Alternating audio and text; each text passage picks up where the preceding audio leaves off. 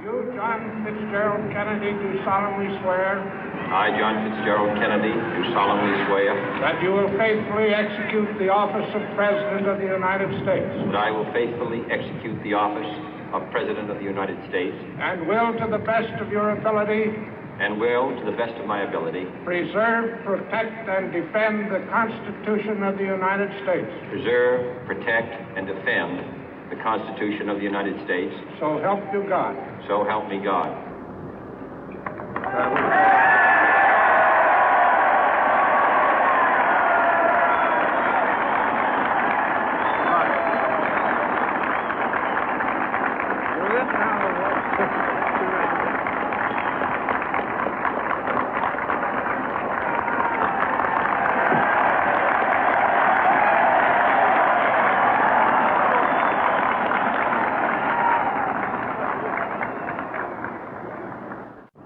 Vice President Johnson, Mr. Speaker, Mr. Chief Justice, President Eisenhower, Vice President Nixon, President Truman, Reverend clergy, fellow citizens.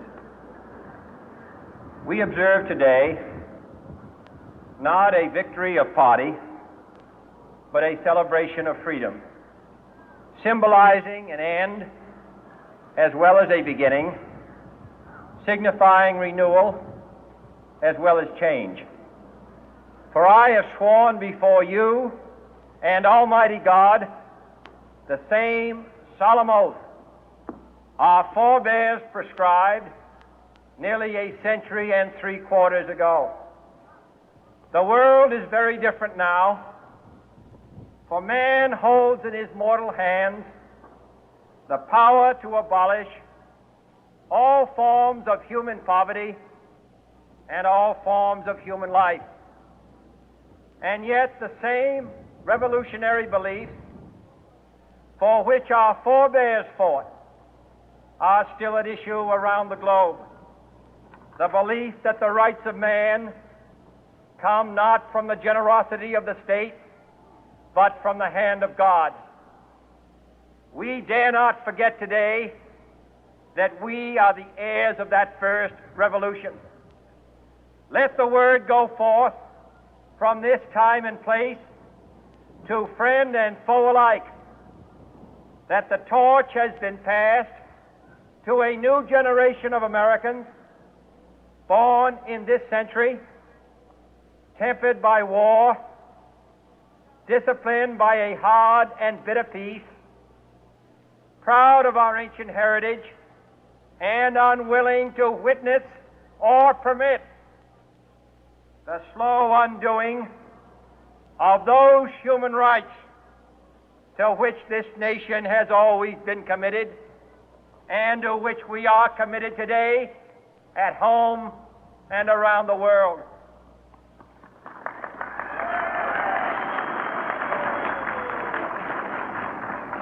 Let every nation know, whether it wishes us well or ill, that we shall pay any price, bear any burden, meet any hardship, support any friend, oppose any foe to assure the survival and the success of liberty.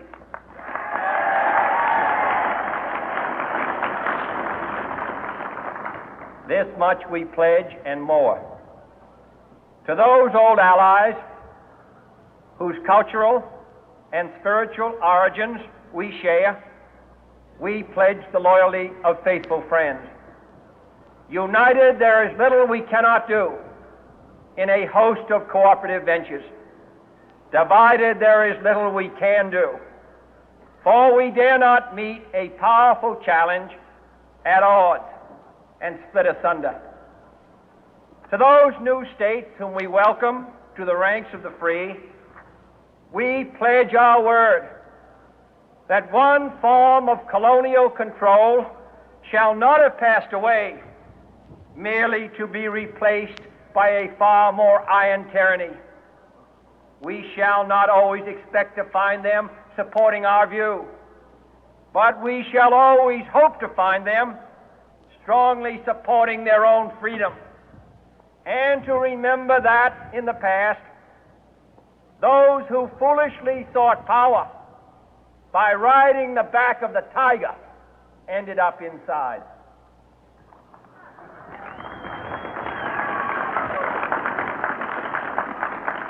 To those people in the huts and villages of half the globe struggling to break the bonds of mass misery, we pledge our best efforts to help them help themselves for whatever period is required, not because the communists may be doing it, not because we seek their votes, but because it is right. If a free society cannot help the many who are poor, it cannot save the few who are rich.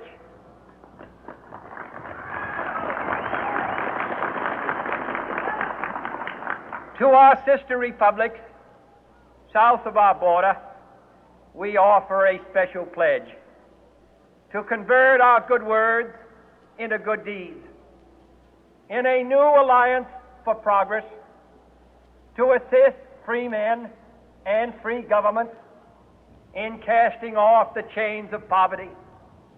But this peaceful revolution of hope cannot become the prey of hostile powers. Let all our neighbors know that we shall join with them to oppose aggression or subversion anywhere in the Americas.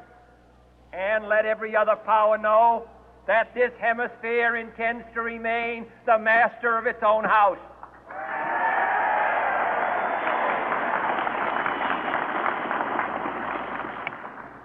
To that World Assembly of Sovereign States, the United Nations, our last best hope, in an age where the instruments of war have far outpaced the instruments of peace, we renew our pledge of support to prevent it from becoming merely a forum for invective, to strengthen its shield of the new and the weak, and to enlarge the area in which its writ may run. Finally, to those nations who would make themselves our adversary, we offer not a pledge, but a request that both sides begin anew the quest for peace. Before the dark powers of destruction, unleashed by science, engulf all humanity in planned or accidental self-destruction, we dare not tempt them with weakness, for only when our arms are sufficient beyond doubt can we be certain beyond doubt that they will never be employed.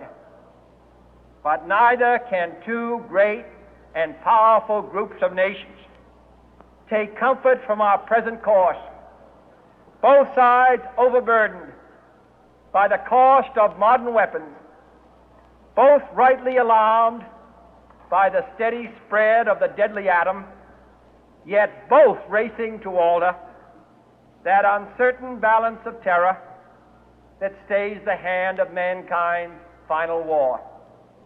So let us begin anew, remembering on both sides that civility is not a sign of weakness, and sincerity is always subject to proof. Let us never negotiate out of fear, but let us never fear to negotiate.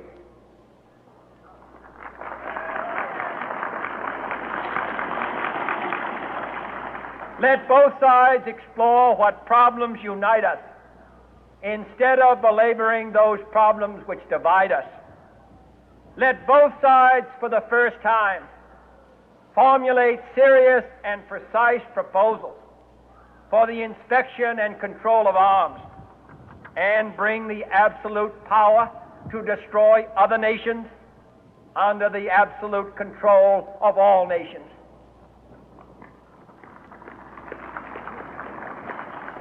Let both sides seek to invoke the wonders of science instead of its terrors. Together, let us explore the stars, conquer the deserts, eradicate disease, tap the ocean depth, and encourage the arts and commerce.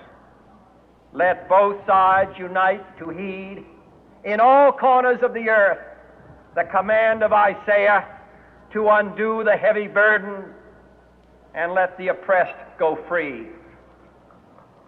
And if a beachhead of cooperation may push back the jungle of suspicion, let both sides join in creating a new endeavor, not a new balance of power, but a new world of law, where the strong are just and the weak secure and the peace preserved.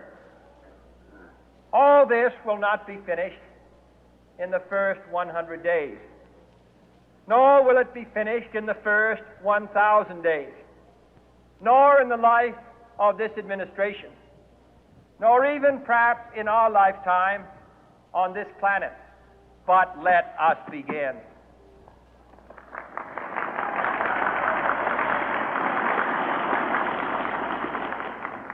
In your hands, my fellow citizens, more than mine, will rest the final success or failure of our course.